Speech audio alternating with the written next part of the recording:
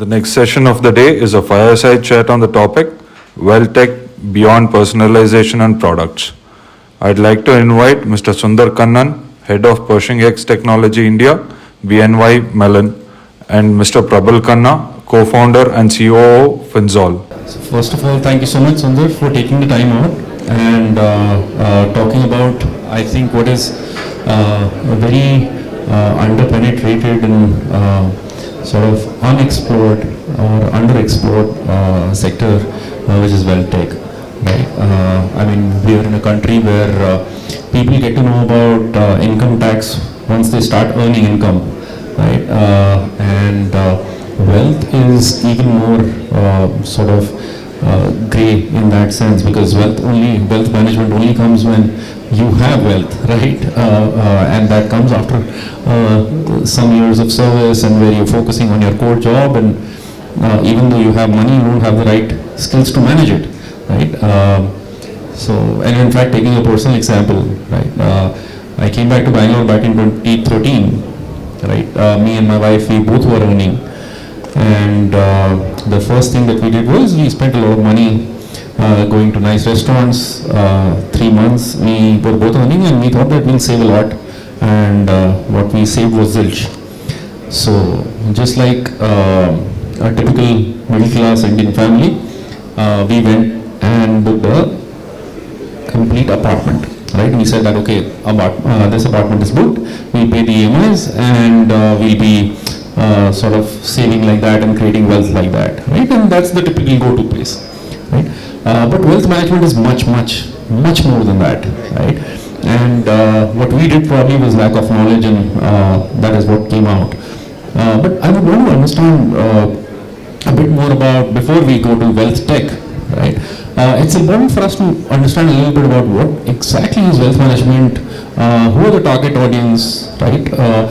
What is it about, what are the products, right? If you can sort of delve there a bit before we sort of start. Treat this as a warm-up. Sure, thank you. If you want to define wealth management, it's basically managing all the asset classes that you own. Basically, it could be cash, your investment in stocks, mutual funds, bonds, and in India particularly, most of the maximum percentage of asset classes real estate, right? And you in wealth management, basically you go to someone who can be an advisor or wealth advisor who will help you to manage these assets. And the personal example you gave about hunting for an apartment is one of the asset classes, real estate, where there's not much professional help in India, which there is a gap, huge gap. To summarize, a professional who's been certified, we also have advisors in India who are certified, who go through the exam, and they can help you with managing your wealth. Generally speaking about wealth, basically, it comes out of your life needs, right? Or life events, actually. So for anyone, with the example you said, the first thing would be buying your first property where you want to live. Then you want to save money for your kids' education, retirement. So these life events have financial demands, which you need to plan ahead, and a wealth manager would help you, talking to you, understand your needs, and also understand your risk appetite, and based on that, for your various goals, try to create portfolios or any other method the advisor feels is right, and then manage your investments, basically, which over a period of time becomes wealth. So Sundar, there's a lot of, you said, where you earn the wealth and where your money is invested. Who exactly is that you're talking about? Because which is the target segment? Is it a entry-level software engineer, right? Or is it a VP in an organization? Is it a startup founder, or only like a unicorn founder? Who are you actually talking about, and who's the target segment here? All of them. Even if you go from the developer who has a little bit of money, there are enough, I know there are enough tech companies here, fintech companies that offer something called robo-advisor, which is all AI automated, and you can define your goals, and there are some risk questionnaires that you answer, and based on that, the algorithm will give you a portfolio that you can manage online without even talking to somebody. Okay, so that's at the bottom level. Then we're talking about middle class and upper middle class, where their needs and the disposable income or income that can be saved for future is a little bit more. And then we have the high net worth. Then we have the ultra high net worth. And we are actually seeing in the last 10-15 years that a large percentage of people are moving from one economical strata to the other. Actually, they are upgrading themselves. So actually, the disposable, the money available for any individual or a family to invest for future, to either for their life events or for creating wealth for retirement, is very high. Right. So from your experience, Sundar, you know that the number of ultra high net worth individuals and in fact high net worth individuals in India would not be that big as compared to say a US or a UK, right, in terms of percentage as such, right? Can you share a bit in terms of what do the evolved markets in that sense do, right, for wealth management? How is that industry shaping up outside of India? And then probably we'll come back in. Right. I mean, let's just look at two segments. One is the US and one is the UK. In the US, mostly the advisors are called RIAs, where you go and take an exam and then become a certified advisor. Same is applicable in the UK, where the UK is a little bit lagging by a few years, both in terms of the service offer and also the technology. They're called IFAs, independent financial advisors. And let's talk about two market segments. One is the ultra high net worth and the upper middle class or the middle class, right? So at the ultra high net worth, basically the advisor is like your personal financial secretary, okay? To put it simply, he will take care of everything from your investments to real estates to yacht to your art collection, valuation of that, and making sure that your wealth is growing. Or he would also advise you to if needed, invest in a hedge fund. So he kind of advises you and manages your investments and wealth together. Now, when you come to the middle class and upper middle class, this new segment of the advisory solution is picking up big, and there is even prediction that the advisory solution will grow at a very high rate in the coming years, where an individual or a family goes meets with an advisor, like I said, then the advisor talks to him or her or the family and finds out their needs for the future, and then they provide solution for it and then manage it. And I think they meet once a month or once a quarter, providing the returns. And the good thing for an investor going through an advisor is that the advisor gets paid only a fee based on the return. Not like the brokerage where you have to pay money for every trade you make. And the other important thing nowadays, looks like it's a social behavior happening in the West, is that people don't want to have acidity every day looking at the market numbers, because they don't want to do the research, and say, oops, I missed it, or I did a bad investment. So now they are willing to trust an advisor to do the research and provide the solutions and manage it. Right. And what I pick from your conversation now is there's a certain difference between a broker and an advisor, right? And in India, we're used to more of brokers, right? So if, for example, I have to place a trade, I'll probably use a broker either directly in the market, or I'll use a broker to sort of invest in my SIP or any other wealth product as such, right? And we're more used to that because we are sort of coming from a standpoint that I will do all the research and I'll just use the broker as a channel to sort of place the business where I want to place it, right? Or place the investment where I want to place it, right? So that DIY attitude is there, right? What does it take for us to shift from that DIY attitude where maybe I'm doing all the research and I'm trying to figure out a tailor-made solution which I think is right, versus somebody else telling us and moving to an advisory mode from a brokerage-led model? Okay, because those two are very different from the thought process of the customer as well. Right now, most investors in India look at return on investment. Okay, which financial product you put your money on doesn't matter. It could be a bond. Yep. It could be even crypto, right? I mean, you are looking only for the return, right? But you're not doing financial planning. That is the key term.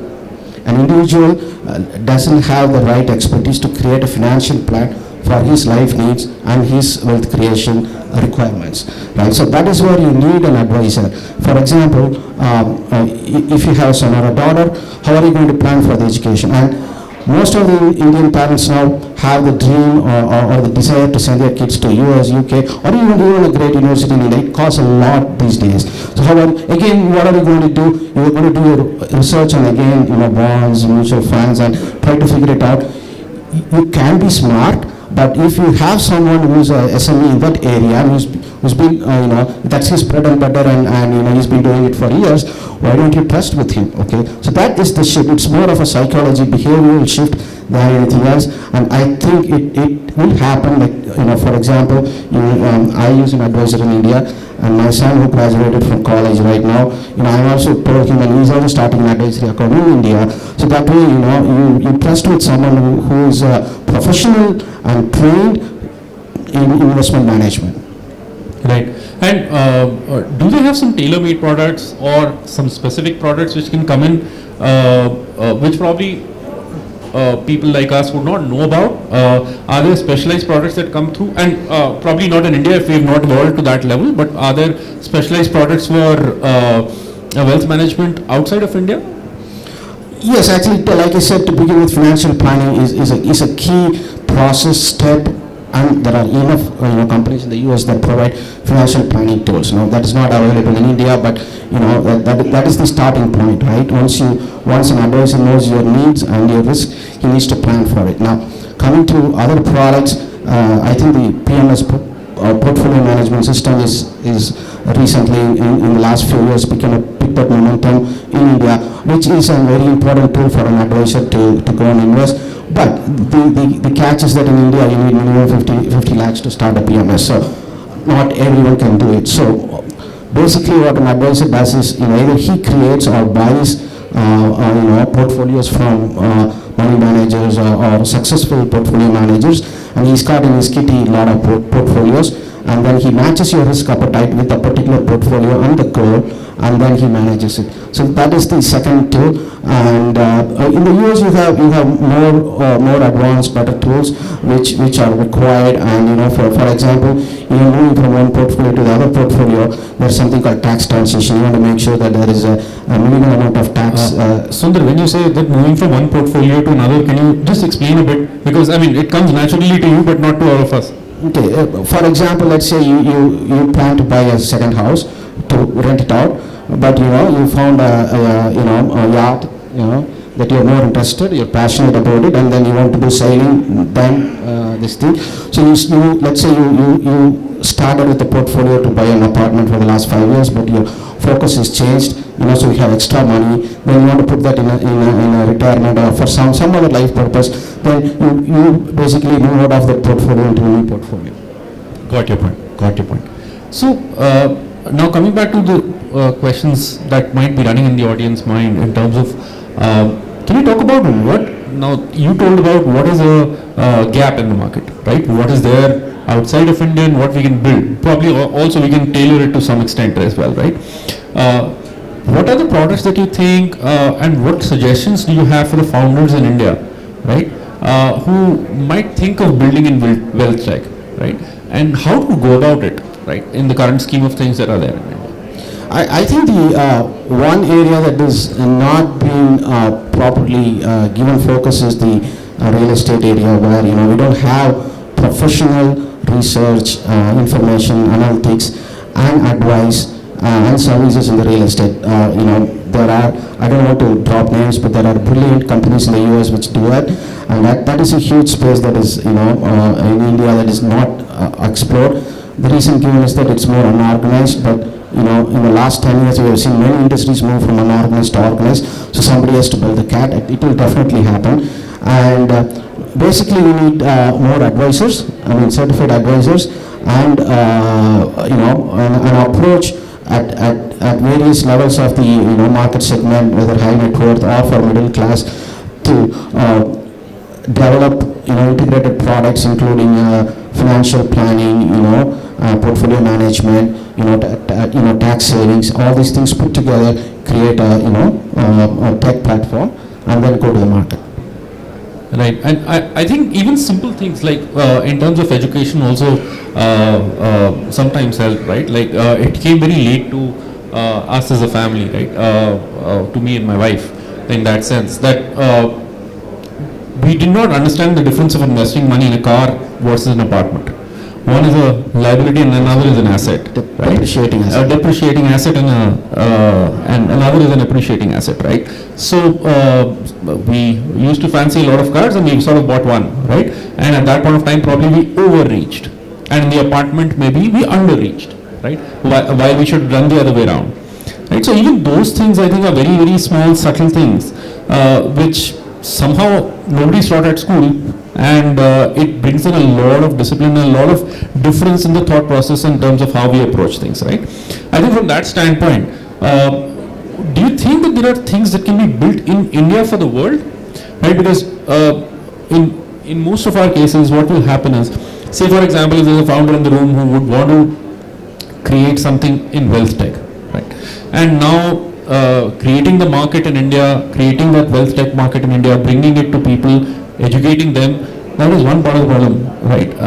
But there are other markets outside, right, which are already developed, which the thought process is already there, the market already exists, you just can go ahead and provide a better solution and capture market. Right? See, I mean, I think like someone said in the morning, there are only few developed countries, right, which have a lot of wealth, right? So if you just leave them away, there's this huge emerging market opportunity, even the BRICS, and any product that is developed in wealth management could be applied in the whole of Asia and the BRICS countries, except maybe Singapore, which is, it's an outlier in Asia, which has, very mature financial products already applied by the global players. So I think definitely whatever is built and time tested in the Indian market can be taken, except for the regulatory, local, the regulatory things will differ from country to country. As long as you can understand it and manipulate through this and know how to handle it, I'm sure you will, you can do that. Got you. So probably Southeast Asia. I would say Asia, markets, except Thailand, China, definitely, yeah. Got you. And what do you think is the market adopting to? What do you think is the new innovation which is coming in? So there's a lot of tech play, like the cloud services. How are they coming along? What is the wealth tech doing in this front? What is the cutting edge thing here? The two mantra is one is cloud, because our clients are asking you have to be in cloud. The reason being, what's happening is the nightly batch cycles are getting eliminated if you are in cloud, and your clients are also in the cloud, because they can do real-time data from your service. So that is a huge savings for a lot of corporations. So that is a mandated thing. And two is interoperability, because like I said, an advisor would use more than 10 to 12 different tools, and if you have to log in one tool and then re-enter the data in the other one. So this interoperability and integration is the key. I think these are the two key mantras in wealth tech. Got you. And up till now we were talking about all B2C, right? In terms of our end customer was the person who had the wealth to sort of invest. Or even create wealth, not just has wealth. Yeah. Correct. Or create wealth, absolutely. Now can we sort of change it a bit to maybe like a B2B approach, like companies which already are doing wealth management at scale? What are the tech solutions can startup founders build here which would be relevant for them? What are the gaps that you see from a technology, pure play technology standpoint, right? And this I'm drawing a parallel from, say, the lending industry, right? Or the banking industry. Not all startups just go ahead and lend money to people, right? Not all startups actually open a bank account. Some are even doing like solving the invoicing problem, solving the payout problem, right? So even that can be sliced to a certain extent. So what would be the technology gaps in the current market, even in the advanced markets, which can be explored and which can be sort of filled up by the Indian ecosystem? Okay. See, I'll just give you an example. I think you can derive it off it. See, there are a lot of index funds, right? So there's a new financial product that's evolved that's called direct indexing, where, for example, you take S&P 500, the direct indexing product creates a portfolio of the 500 with the same, proportion, but allows you to, not participate in some of the companies in S&P 500 because you don't like them or you don't like the philosophy of the company. For example, there are people in the US who say, I don't want to invest in FANG or tobacco companies. So these innovations, it's not just the technology. Technology is of course, the enabler, but I think it's more of the financial product, I would say, innovation. Right. Great, then thank you so much, Sundar. I think we're on the clock already, and the Nasscom team has told us sort of to keep it as short as possible. So thank you so much for your time, Sundar, for sharing with us what wealth tech is all about and giving us sort of like a one-on-one on that. And with that, we can close the conversation. Thank you all.